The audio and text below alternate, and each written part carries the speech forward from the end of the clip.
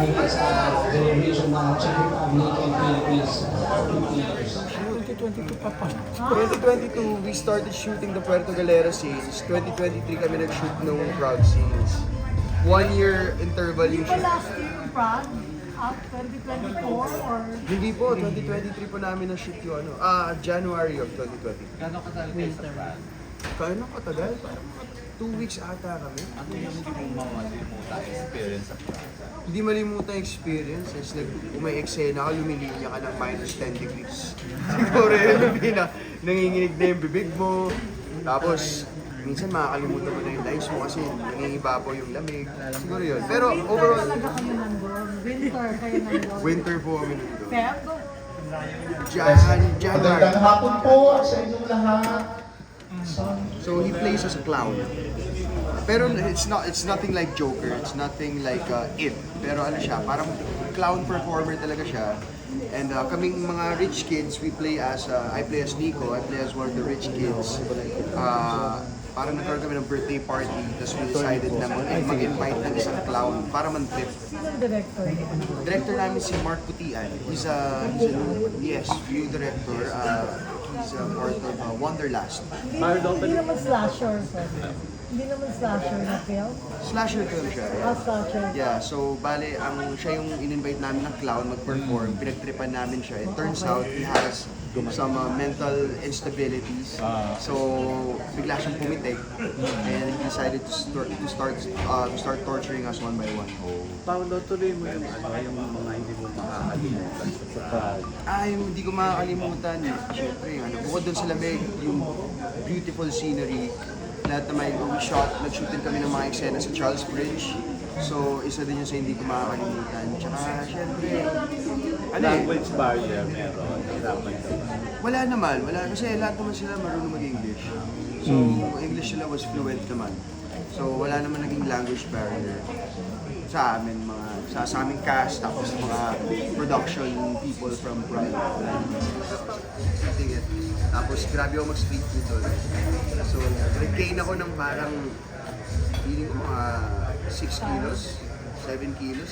Gano'ng katagal kayo sa Thailand? Yes. Dumating kami December 20 hanggang January 5 kami. Family ko.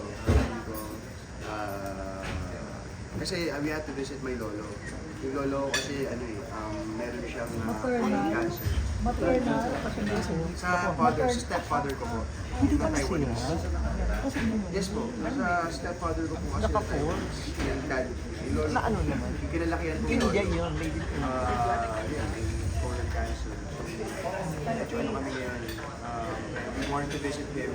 Actually, sana humaba pa. He's undergoing chemo right now. So, nagiging okay naman yung chemo treatment sa kanya as of now. Yung dad nyo, Tai Chong. yung dad nyo natalo. Ako, hindi ako nakasabi sa Manila. Hindi po kami ako po hindi ako nakadalo. Because prior to going to Taiwan, I was, sinushoot ko nga po yung Andoy. So right after the shoot, nagkaroon pa ako ng isang show ng 8,000 piso. Then the next day, lumipad na kami for Taiwan. Kailan mo sa plano ka natalo? Yes. Polkada. Kala ko polkada. Babawi ako.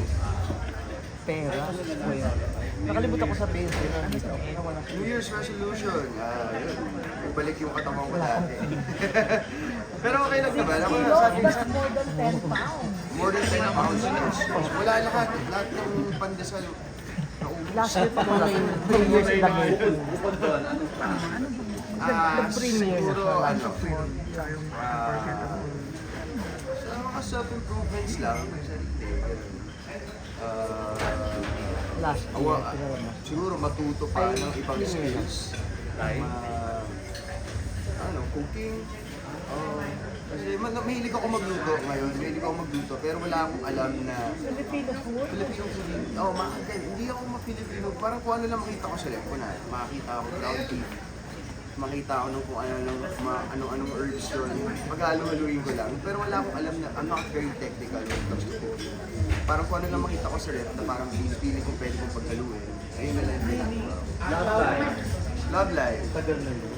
Oo. Masaya. 2.5 years. Planning to get Okay. masyado pa akong bata. Bagets! Paano seryoso kapag love life si Marco pa? Hindi. Di ba, tagal ba sila? May bagong girlfriend na yun. Hindi ko alam. Hindi ko alam kung sa tama. Pero nakita naman ng mga tao sa post niya. Ayun na yun. Pero unlike other directors, si Direk Lester naman, he was very open to collaborating with his artists. He was very open to hearing our thoughts, hearing our ideas, our concepts sa characters namin. Lalo na si attorney din. Actually, nagpaalam din muna ako kay attorney. Sabi ko, attorney, okay lang po bang sa part na to, medyo baguhin natin, medyo baliin natin. And then, binigyan naman kami ni attorney ng blessing niya to collaborate with the director. So, ayun, yun yung na-appreciate ko sobra sa buong shoot na to. Thank